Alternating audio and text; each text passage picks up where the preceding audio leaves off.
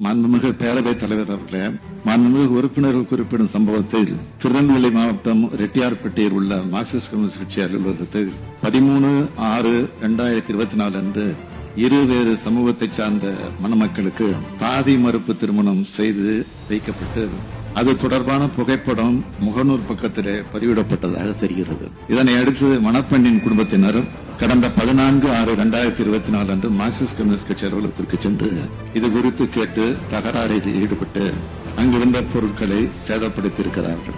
இச்சம்பவம் தொடர்பாக கட்சியின் சார்பில் அளிக்கப்பட்ட புகாரின் அடிப்படையில் பெருமாள்புரம் காவல் நிலையத்தில் வழக்கு பதிவு செய்யப்பட்டு 14 பேர் கைது செய்யப்பட்டிருக்கிறார்கள். அவர்களில் 7 பெண்கள் பிணையில் விடுவிக்கப்பட்டிருக்கிறார்கள்.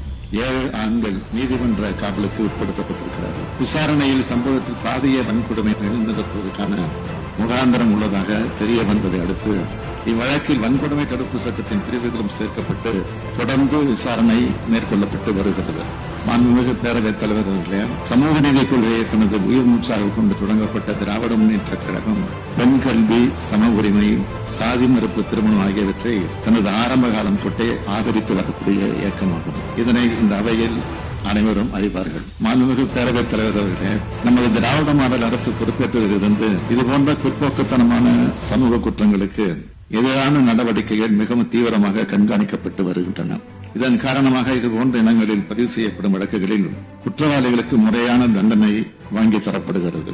உறுப்பினர்கள் குறிப்பிட்டபடி இதற்கென ஒரு சிறப்பு சட்டத்தை கொண்டு வருவதை விட தற்போது இதுபோன்ற குற்றங்களுக்கு நடைமுறையில் உள்ள சட்டப்பிரிவுகள், குறிப்பாக வன்கொடுமை தடுப்பு சட்டம், இந்திய தண்டனை சட்டம், இந்திய குற்றவியல் நடைமுறை சட்டம் ஆகியவற்றின் அடிப்படையில் தீவிரமான வேகமான நடவடிக்கைகளை எடுத்து குற்றவாளிகள் சட்டத்தின் முன் நிறுத்தப்படுவது சரியானது என்று இந்த அரசு கருதுகிறது. அந்த வகையில் சமீபத்தில் பல வழக்குகளில், அதிலும் கடந்த கால ஆட்சி காலத்தில் நடைபெற்ற குற்றங்களில் கூட விசாரணை துரிதப்படுத்தப்பட்டு குற்றவாளிகளுக்கு தண்டனைகள் வாங்கித் தரப்பட்டு வருகின்றன. குறிப்பாக கடலூர் மாவட்டம் விருத்தாசலம் காவல் சரகம் புதுக்கூரைப்பேட்டையில் 8/7/2003 அன்று நடைபெற்ற இரட்டை கொலை வழக்கில் கடந்த 29/2/2024 அன்று குற்றவாளிகளுக்கு இரட்டை ஆயுள் தண்டனை விதிக்கப்பட்டது.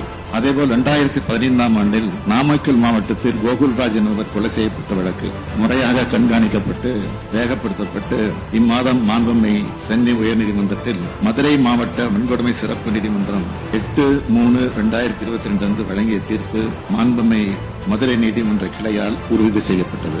அதேபோல் கடலூர் மாவட்டத்தில் ஆதிவராகனத்தைச் சேர்ந்த சீதா என்பவர் 15/6/2014 அன்று கொலை செய்யப்பட்டதை அடுத்து தொடர்புடைய குற்றவாளிகள் 16/7/2014 அன்று கைது செய்யப்பட்டது. இந்த வழக்கின் விசாரணையை இந்த அரசு பொறுப்பேற்றதற்கு பிறகு வேகப்படுத்தி 29/2/2024 அன்று குற்றவாளிகளுக்கு இரட்டை ஆயுள் தண்டனை பெற்றுத் தரப்பட்டுள்ளது. எனவேதான் நான் முன்பு தெரிவித்தபடி இதுபோன்ற குற்றங்களில் வழக்குகளை முறையாக நடத்தி குற்றவாளிகளை சட்டத்தில் முன்னிறுத்தி தண்டனை பெற்றுத் தருவது என்பது புதிய சட்டங்களை ஏற்றுவதை விட சரியானதாக இருக்கும் என்று இந்த அரசு கருதுகிறது. இந்த குற்றங்களை வெறும் குற்றவியல் நிகழ்வாக மட்டும் பார்க்காமல் இதன் சமூக பொருளாதார பின்னணி காரணிகள் வைத்து அவற்றை ஆராய்ந்து பார்க்கும் போது குற்றவாளிகளுக்கு தண்டனை பெற்றுத் தருவது ஒருபுறம் இருந்தாலும் சமுதாயத்தில் பொருளாதார வளர்ச்சியின் மூலமாக பெண் கல்வி உயரும் போது கல்வி, பொருளாதாரம், வேலைவாய்ப்பில் ஒரு வளர்ச்சி பெற்ற சமுதாயமாக உயரும் போது இதுபோன்ற குற்றங்களின் எண்ணிக்கை வெகுவாக குறையும். அதுபோன்ற ஒரு சமுதாயத்தை உருவாக்குவதிலும் நாம் கவனம் செலுத்தி வருவோம். அதன் காரணமாகவே